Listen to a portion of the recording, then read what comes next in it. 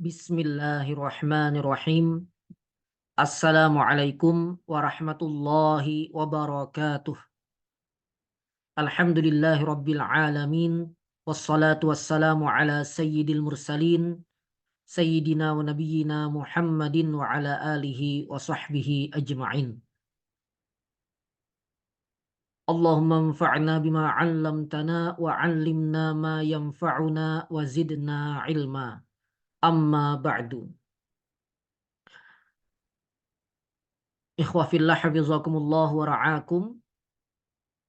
Pada kesempatan kali ini saya akan menyampaikan satu materi secara ringkas, yaitu apakah wajib terikat dengan satu mazhab saja dalam seluruh amal?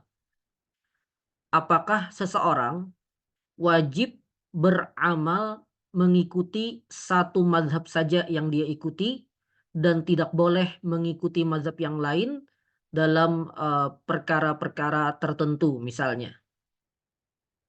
Apakah seseorang yang misalnya mengatakan bahwa dia bermazhab Syafi'i, maka dia wajib mengamalkan seluruh pendapat mazhab Syafi'i dalam seluruh amalnya? Atau boleh baginya mengikuti pendapat-pendapat lain di luar mazhab Syafi'i? Atau seseorang yang tinggal di satu negeri yang misalnya dikenal sebagai negeri yang umumnya bermazhab Syafi'i misalnya seperti di Indonesia. Nah, apakah boleh baginya untuk meninggalkan pendapat mazhab Syafi'i dalam beberapa persoalan dan mengamalkan mazhab yang lain? Persoalan ini adalah persoalan yang perlu pembahasan yang panjang, ikhwah fillah hafizakumullah, dan perlu penelaahan yang mendalam ya. Dan saya ada daurah, pernah mengadakan daurah yang membahas tema ini secara cukup mendalam dan komprehensif dengan penjelasan panjang lebar tentang bermadzhab dan semisalnya, dan juga berbagai seluk-beluk berkaitan dengan bermadzhab. Saya juga pernah membuat tulisan yang cukup panjang tentang tema ini dalam majalah fikih yang pernah kami terbitkan. Dan kesempatan kali ini tentu saya tidak akan membahas tema ini dengan panjang lebar ya. Saya akan membahas tema ini secara singkat saja agar bisa difahami garis besarnya bagi orang-orang yang menyimak materi ini. Dan selain daurah yang saya adakan dan tulisan yang pernah saya buat, bagi antum yang ingin mendalami tema ini, mungkin bisa membaca berbagai referensi yang berkaitan dengan tema ini ya.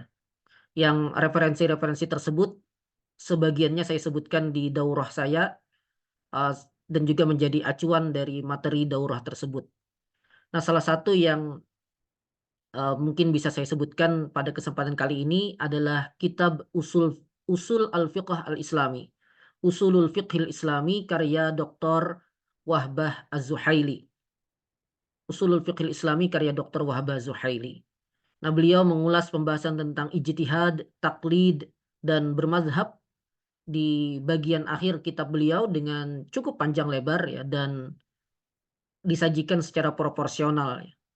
Sehingga cukup bagus bagi yang ingin memahami tema ini dari beberapa sudut pandang, tidak hanya dari satu sudut pandang.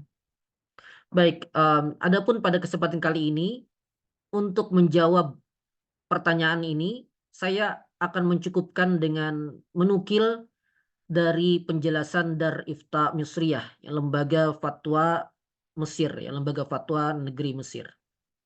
Mari kita lihat langsung dari situs resmi mereka ya.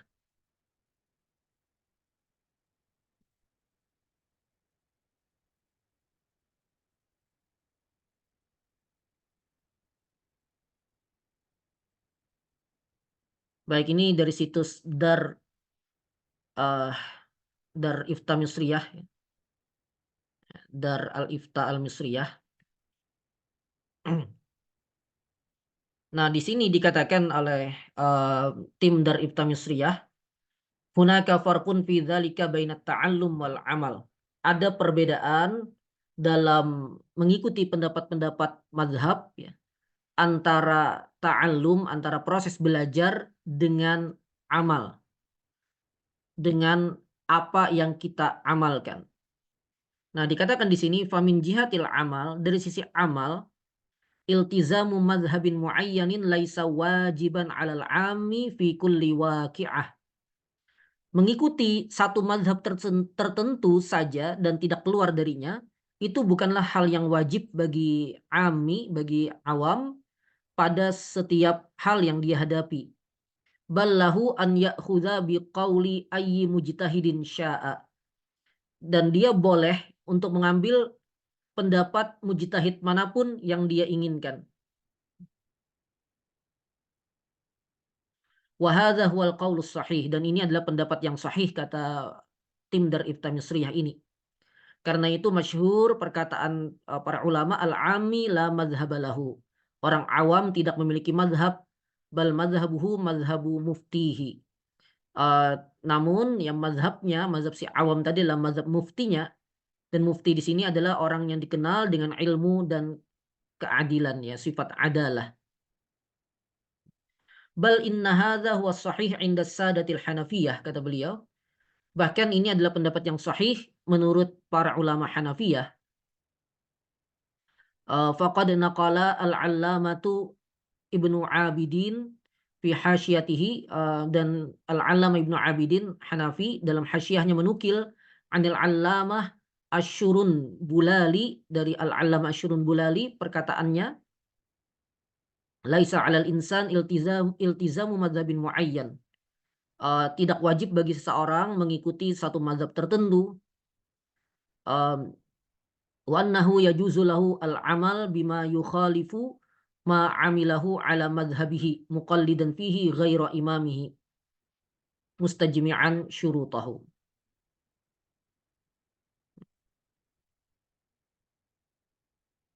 Dan boleh bagi dia beramal dengan amal yang menyelisihi amal madhabnya, dengan taklid kepada selain imam madhabnya, selama itu memenuhi syarat-syaratnya dan seterusnya.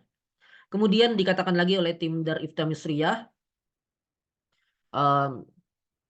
wa yu'ayyidu dzalika, dan hal yang mendukung juga konsep ini bahwa boleh mengikuti mazhab yang lain atau tidak wajib terikat dengan satu mazhab saja, adalah annallaha ta'ala qad aujaba ittiba'al ulama min ghairi takhsisin bi'alimin duna akhar. Allah Ta'ala mewajibkan bagi orang-orang ya, untuk mengikuti ulama tanpa pengkhususan pada satu ulama dan tidak pada yang lain. Artinya boleh kepada ulama manapun yang memenuhi syarat. Idz qala, Allah Ta'ala berfirman, fas'alu ahla dzikri in kuntum la ta'lamun. Maka bertanyalah kalian kepada ahlu dzikr, yaitu ulama, jika kalian tidak mengetahui. An-Nahl ayat 43. Dan di sini tidak ditentukan ulama yang mana. Jadi selama itu memenuhi syarat sebagai ulama yang bisa diikuti pendapatnya, maka boleh mengikuti pendapatnya, siapapun ulamanya. Wal mustaftun fi asri sahabati wat tabi'in lam yakunu multazimina bimadhabin muayyan.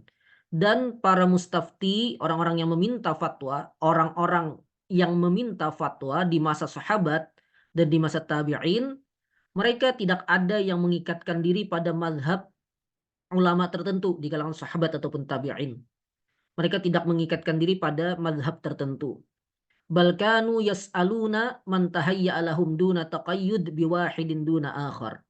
Dan mereka bertanya kepada ulama manapun yang bisa mereka temui ya, yang ada di yang bisa mereka akses gitu, tanpa terikat dengan salah satu saja, tanpa terikat dengan salah satu ulama saja. Walam yungkir alaihim ahadun, dan tidak ada satupun dari kalangan sahabat maupun tabi'in yang mengingkari apa yang mereka lakukan ini, Dan artinya ini menjadi ijma'. Baik. Artinya boleh bertanya dan kemudian mengamalkan pendapat dari ulama manapun. Wattiba'ul muqallid liman sya'a minal mujtahidin huwa ittiba'un lil haqq. Dan seorang muqallid yang mengikuti mujtahid yang mana saja itu sebenarnya mengikuti al-haq. Fa inna jami'al a'immati ala haqqin. Karena seluruh ulama itu semua berada di atas jalan kebenaran. Dengan makna bahwa tidak ada satu ulama pun kecuali mereka ya mengikuti apa yang mereka dapatkan, ya, diberikan petunjuk oleh Allah, apa yang ditunjukkan oleh ijtihad mereka, gitu. Jadi setiap ulama mujtahid itu, setiap imam itu semuanya mengikuti apa yang ditunjukkan oleh ijtihad mereka. Artinya masing-masing berijtihad. Masing-masing berijtihad kemudian melahirkan pendapat-pendapat yang berbeda, dan semuanya itu tidak ada yang merupakan penyelisihan terhadap agama, gitu. Sehingga mengikuti salah satunya itu boleh-boleh saja. Nah, jadi ringkasnya ikhwafillah hafizakumullah, tidak wajib bagi orang awam atau siapapun ya mengikatkan diri pada satu mazhab saja dalam seluruh amalnya. Jadi boleh baginya mengikuti mazhab A dalam persoalan A, mengikuti mazhab B dalam persoalan yang lain, gitu. Tentu dengan syarat-syarat tertentu, dan itu mengikuti fatwa dari muftinya, ya, mengikuti fatwa dari muftinya. Jadi kalau muftinya mengatakan dalam persoalan taharah, muftinya memfatwakan pendapat mazhab Syafi'i misalnya, kemudian dalam muamalah muftinya memfatwakan pendapat mazhab Maliki dan seterusnya, maka boleh-boleh saja bagi awam tadi mengikuti apa yang disampaikan oleh muftinya tadi. Dan itu bukan sesuatu yang haram ataupun terlarang. Nah, kemudian dikatakan oleh beliau, wa amma min jihatit ta'allum, adapun dari sisi belajar, fattiba'ul madzahib fi itarid dirasah wat tafaqquh, ya. Adapun dalam konteks belajar, maka mengikuti ya, mengikuti mazhab tertentu dalam kerangka belajar dan tafaqquh, mimma la fikaka minhu wala badila anhu.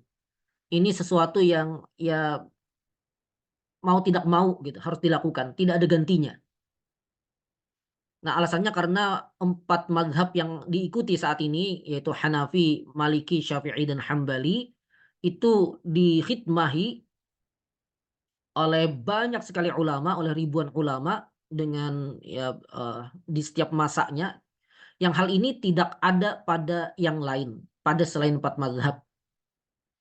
Jadi para ulama 4 mazhab ini dari setiap generasi mereka menukil pendapat mazhabnya, mereka mengulasnya, mereka menelitinya, mereka mengoreksi jika ada kekeliruannya, menetapkan pendapat mana yang rajih di dalam mazhab dan seterusnya, ya.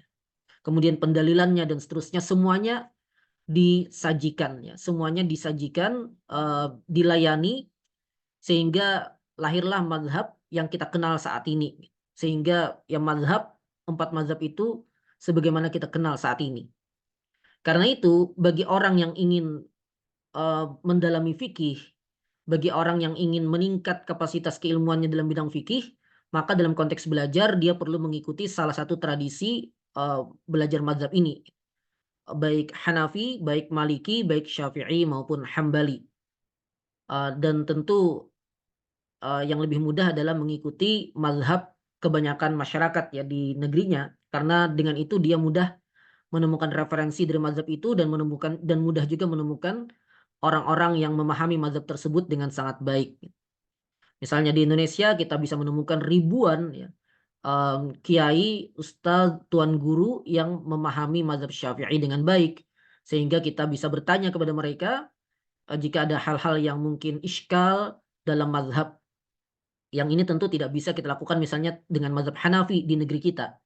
Karena yang alim Hanafi susah sekali dicari ya di negeri kita. Nah, namun kembali lagi, jadi dalam konteks belajar, mengikuti salah satu mazhab ini sesuatu yang sangat-sangat dianjurkan, sangat-sangat dianjurkan. Adapun dalam konteks amal, maka tidak wajib mengikuti satu mazhab saja dalam seluruh amal.